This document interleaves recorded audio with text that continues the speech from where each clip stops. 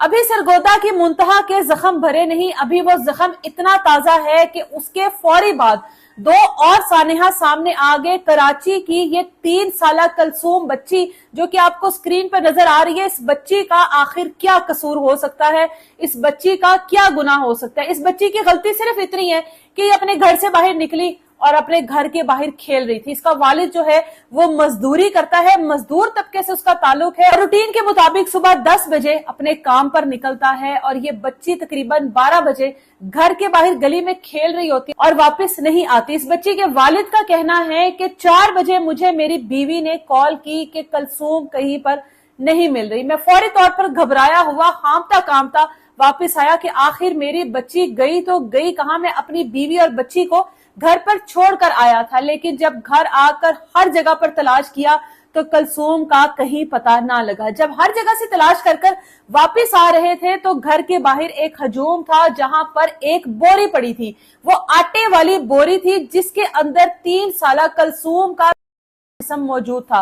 वहां पर मौजूद लोगों ने फौरी तौर पर इसको अस्पताल मुंतकिल किया, लेकिन जब अस्पताल लेकर गए तो अस्पताल में डॉक्टर का कहना था कि कलसूम तो बहुत पहले दुनिया से रुखसत हो गई, ये तो महज इसका एक जिस्म है जिसमें दूर दूर तक कोई जिंदगी की उम्मीद नजर नहीं आती।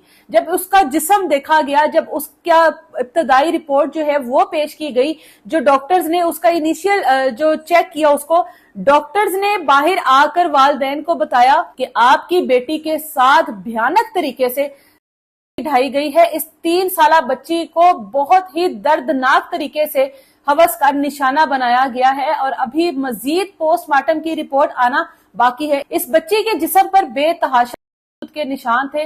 अभी तो लोग मुंतहा के गम से नहीं निकले। एक और 3 साला नन्ही कली, इस नन्ही बच्ची को इतना नहीं पता होगा कि जिंदगी क्या है, मुआशरा क्या है, कौन ऐसा शख्स हो सकता है, कौन ऐसा जानवर हो सकता है जो इस तरह की मासूम बच्चियों के साथ ये सब कुछ कर सकते हैं। बात समझ से बाहर है। बात यहाँ पर खत्म नहीं हुई। फैसलाबाद का 8 साला शकील बच्चा जो कि घर से बोतल लेने के लिए निकला, वो भी वापस नहीं आया। वालिदैन ने अगवा की एप्लीकेशन दी और उसके बाद शकील का जिस्म वहां पर ही जेरे तामीर एक घर के वॉशरूम से मिला, जिसको कर जान से मार दिया गया। आजकल वो मिसाल अपने बच्चों के ऊपर पूरी होती है। कहा जाता था कि मछली जो है वो उसको पानी से निकालेंगे तो वो मर जाएगी। वही मिसाल आजकल हमारे बच्चों पर है कि अगर इनको घर से निकालेंगे तो ये जाएंगे। अल्लाह ताला सबके बच्चों को हिफ्ज़ो ईमान में रखे। बात फिर से वही है कि जब तक इनको इबरतनाक सजा नहीं दी जाएगी ये लोग सबक हासिल नहीं करेंगे। ये सजाएं